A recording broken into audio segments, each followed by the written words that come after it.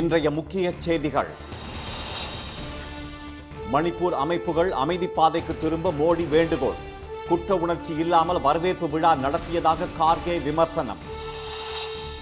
கொள்கையில்லா கூட்டத்தை சேர்த்து கும்மாளம் போடும் இயக்கம் அல்ல திமுக.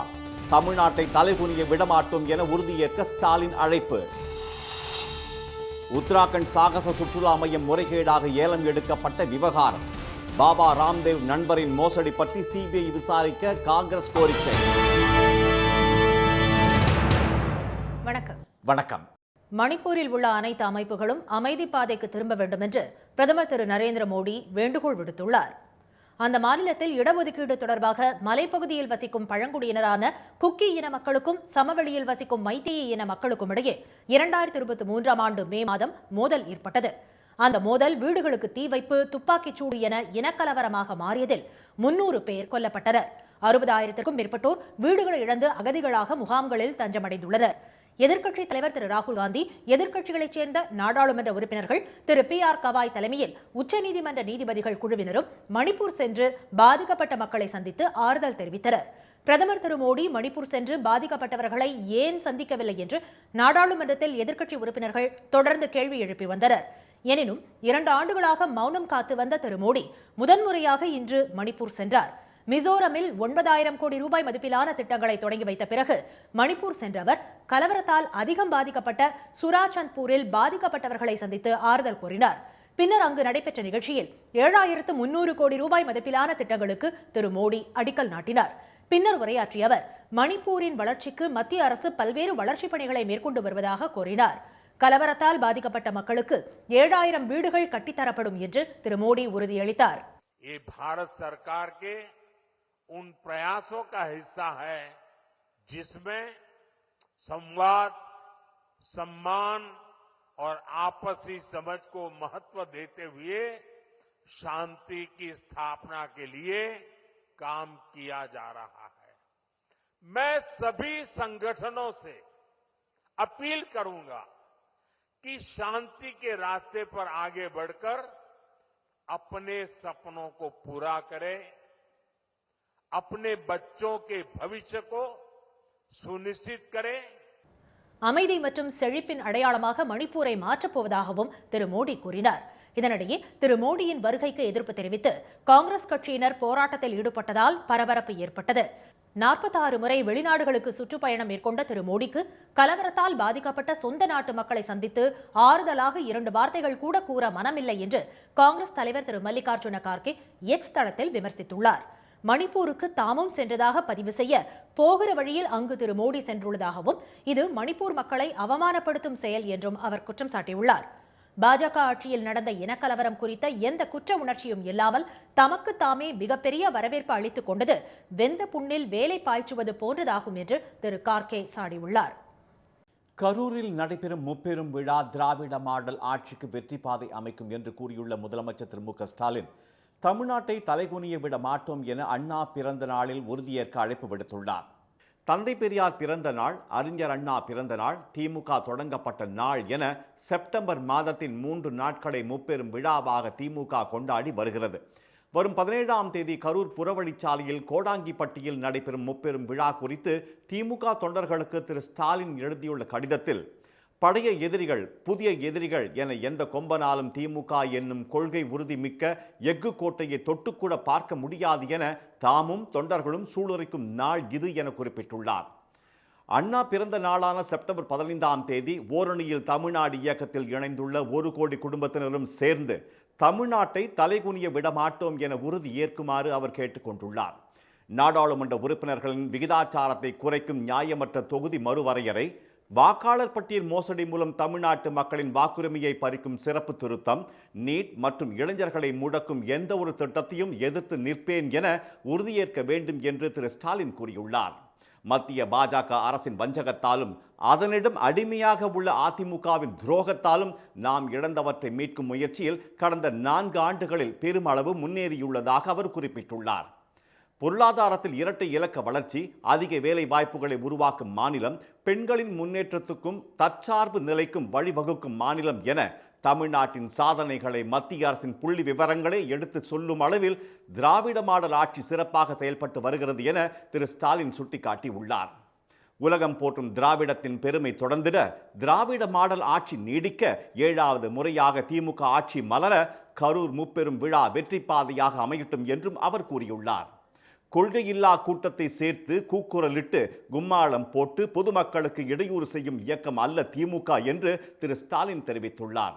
முப்பெரும் விழாவுக்காக கூடும்போது கொள்கை பட்டாளமாக கூடுவோம் என்றும் கூட்டம் முடிந்து லட்சிய வீரர்களாக புறப்படுவோம் என்றும் அவர் கூறியுள்ளார். உத்தராகண்ட் மாநில சாகச சுற்றுலா மையத்தை சாமியார் பாபா ராம்தேவின் நண்பர் மோசடியாக ஏலம் எடுத்தது தொடர்பாக சிபிஐ விசாரணைக்கு உத்தரவிட வேண்டும் என்று காங்கிரஸ் கோரியுள்ளது. அங்கு இமயமலை அடிவாரத்தில் உள்ள சுற்றுலா மையமான முசோரியில் இருந்து 9 கிலோமீட்டர் தொலைவில் ஜார்ஜ் எவரெஸ்ட் எஸ்டேட் என்ற சாகச சுற்றுலா மையம் அமைந்துள்ளது. 142 ஏக்கர் பரப்பளவில் விதவிதமான மரக்குடில்கள், அருங்காட்சியகங்கள், தொலைநோக்கி மையம், அழகிய நடைபாதைகள், ஹெலிபேட் என பல்வேறு வசதிகளுடன் உருவாக்கப்பட்டுள்ள இந்த மையத்தில் மலையேற்றம் உள்ளிட்டவற்றை நடத்தி வருமானம் ஈட்டிக்கொள்ள 1 கோடி ரூபாய் கட்டணம் நிர்ணயம் செய்த உத்தராகண்ட் அரசு அதற்கான ஏலத்தை கடந்த 2023ஆம் ஆண்டு நடத்தியது. இதில் பங்கேற்ற 3 நிறுவனங்களில் சாமியார் பாபா ராம்தேவின் நெருங்கிய நண்பரும் பதஞ்சலி நிறுவனத்தின் துணை நிறுவனருமான ஆச்சாரியா பாலகிருஷ்ணாவுக்கு சொந்தமான ராஜா ஏரோ ஸ்போர்ட்ஸ் அண்ட் அட்வென்ச்சர்ஸ் நிறுவனத்திற்கு எவரெஸ்ட் எஸ்டேட்டின் குத்தகை உரிமம் வழங்கப்பட்டது. இதன் மூலம் அந்நிறுவனம் ஒரே ஆண்டில் 8 மடங்கு லாபம் ஈட்டியது. இந்நிலையில் எவரெஸ்ட் எஸ்டேட் ஏலம் தொடர்பாக ஆங்கில நாளிதழ் ஒன்று நடத்திய புலனாய்வில் ஏலத்தில் பங்கேற்ற மற்ற 2 நிறுவனங்களிலும் ஆச்சாரியா பாலகிருஷ்ணா பங்குதாரராக இருப்பது அம்பலமானது. இதனால் உத்தராகண்ட் அரசியலில் பரபரப்பு ஏற்பட்ட நிலையில் எவரெஸ்ட் எஸ்டேட் ஏல ஊழலில் பல்லாயிரக்கணக்கான கோடி ரூபாய் கொள்ளையடிக்கப்பட்டுள்ளதாக உத்தராகண்ட் எதிர்க்கட்சி தலைவரும் மாநில காங்கிரஸ் தலைவருமான திரு யஷ்பால் ஆர்யா குற்றம் சாட்டியுள்ளார். அரசு வழிகாட்டி மதிப்பிலேயே 2757 கோடி ரூபாய் மதிப்பை கொண்டதும் அதைவிட 4 மடங்கு சந்தை மதிப்பும் கொண்ட எஸ்டேட் பகுதியை வெறும் 1 கோடி ரூபாய்க்கு குத்தகைக்கு விட்டதன் மூலம் ஊழலின் அத்தனை எல்லைகளையும் மாநில பாஜக அரசு கடந்து விட்டதாக அவர் விமர்சித்துள்ளார். மொத்த ஏல நடைமுறையும் ஒரே ஒரு தனி நபருக்காக வடிவமைக்கப்பட்டிருப்பதாக கூறியுள்ளவர், இந்த மெகா ஊழல் குறித்து ஓய்வு பெற்ற நீதிபதியோ சிபிஐ மூலமோ விசாரணை நடத்தி மறைக்கப்பட்ட அத்தனை உண்மைகளையும் வெளிச்சத்துக்கு கொண்டு வர வேண்டும் என்று வலியுறுத்தியுள்ளார். ஆனால் எவரெஸ்ட் எஸ்டேட் ஏலத்தில் அனைத்து விதிமுறைகளும் முறையாக கடைபிடிக்கப்பட்டுள்ளதாக மாநில பாஜக அரசு தெரிவித்துள்ளது. தாவேகா தலைவர் திரு விஜயின் முதல் பிரச்சார கூட்டத்திலேயே மைக் வேலை செய்யாததால் அவர் பேசியது கேட்காமல் பெரும் குழப்பம் ஏற்பட்டது. ஒவ்வொரு சனிக்கிழமையும் மாவட்ட வாரியாக பிரச்சாரம் செய்ய முடிவு செய்துள்ள அவர் முதல் பிரச்சாரத்தை திருச்சியில் தொடங்கினார். இதற்காக தனி விமானம் மூலம் திருச்சி வந்த அவருக்கு தாவேகா தொண்டர்கள் உற்சாக வரவேற்பு அளித்தனர்.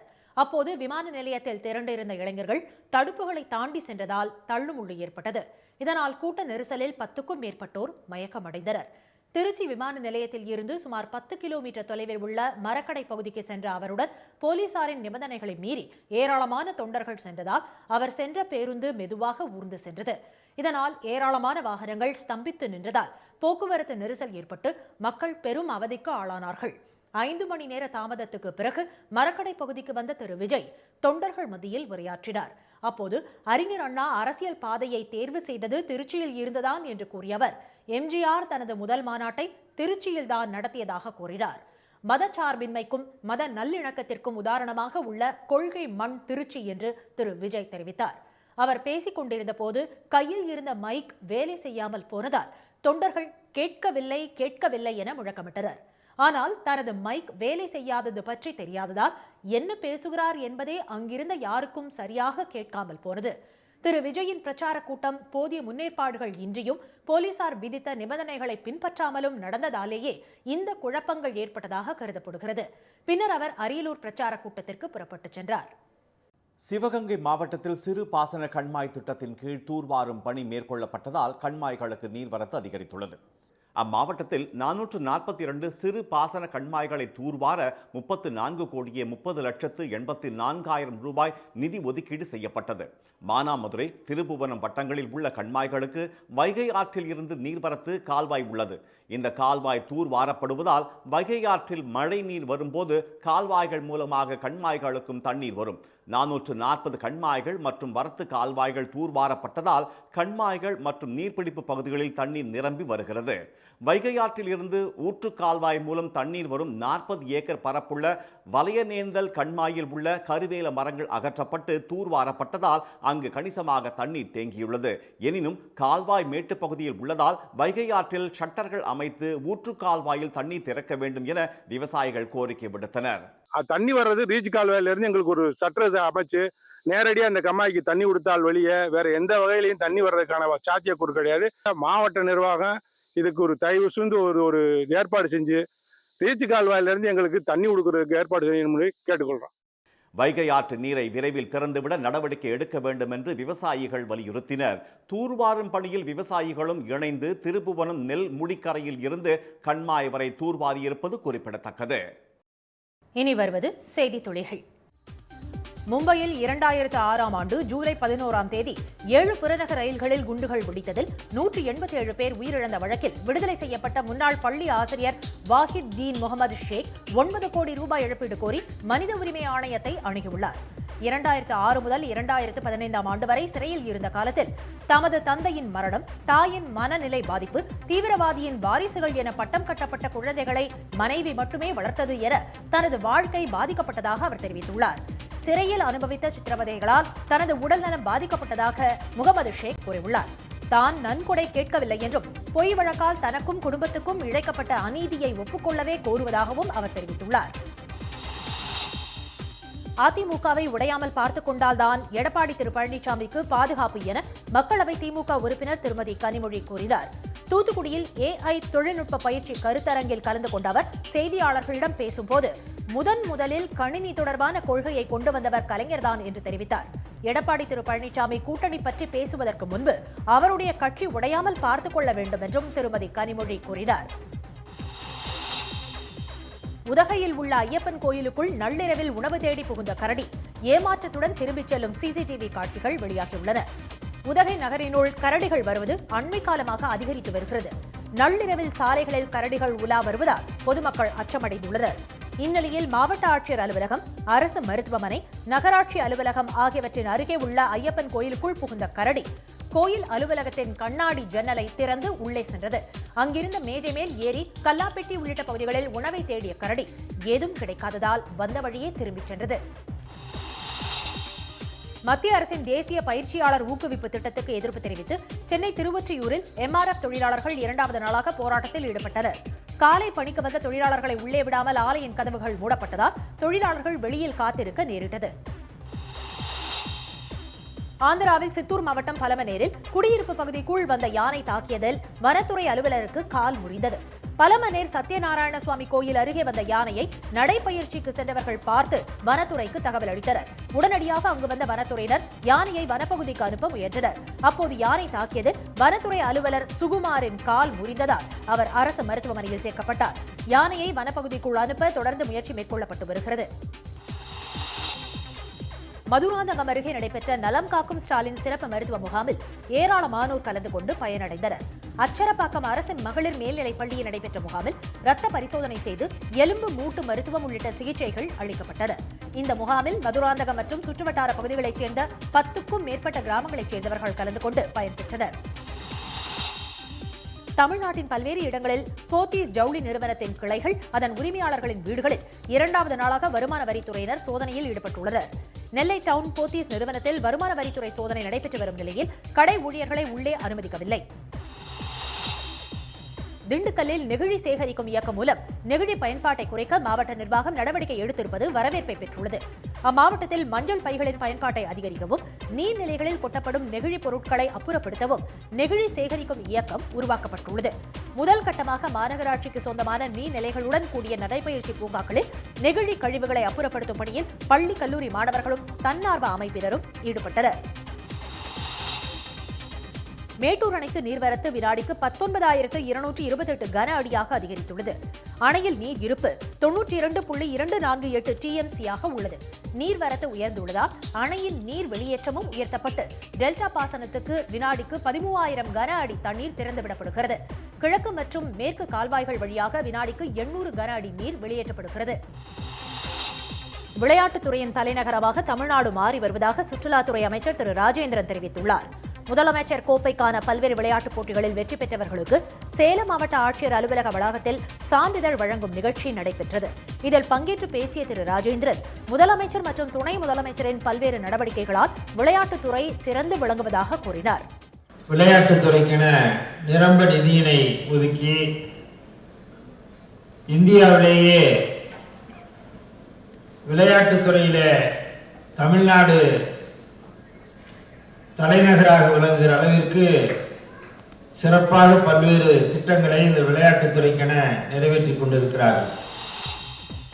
சென்னையில் இன்று ஆபரண தங்கம் விலை சவரனுக்கு 160 ரூபாய் குறைந்து ஒரு சவரன் 81,760 ரூபாயாகவும், ஒரு கிராம் 10,220 ரூபாயாகவும் உள்ளது. வெள்ளி விலை கிராமுக்கு 1 ரூபாய் உயர்ந்து ஒரு கிராம் 143 ரூபாயாக உள்ளது. தமிழ்நாட்டில் வரும் 16ஆம் தேதி முதல் 4 நாட்களுக்கு கனமழைக்கான மஞ்சள் எச்சரிக்கை விடுக்கப்பட்டுள்ளது. மாநிலத்தில் பரவலாக மழை நீடித்து வரும் நிலையில் மாமல்லபுரம், கல்பாக்கம், புதுப்பட்டினம் உள்ளிட்ட பகுதிகளிலும், மதுராந்தகம், கருங்குழி, மேல்மருவத்தூர் ஆகிய இடங்களிலும் இன்று இடியுடன் கனமழை பெய்தது. இதனால் சாலைகளில் வெள்ளம் பெருக்கெடுத்ததால் வாகன ஓட்டிகள் சிரமம் அடைந்தனர்.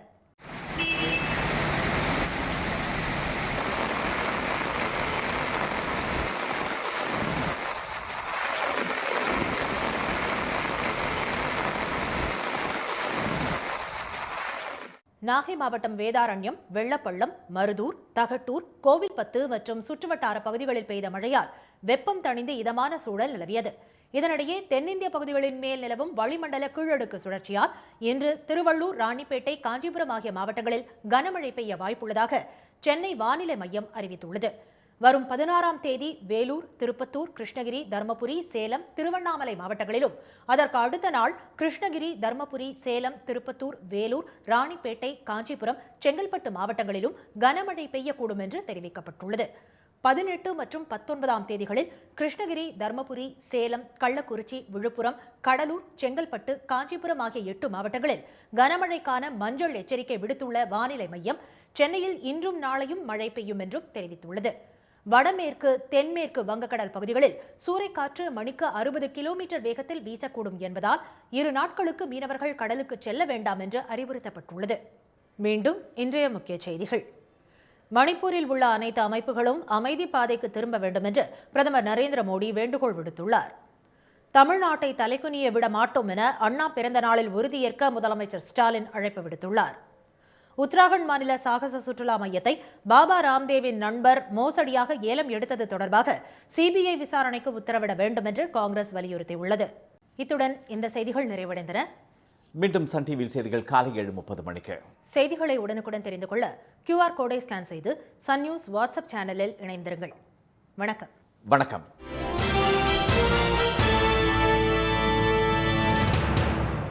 உடனுக்குடன் செய்திகளை தெரிந்து கொள்ள சன் நியூஸ் பெல் ஐகானை கிளிக் பண்ணுங்க.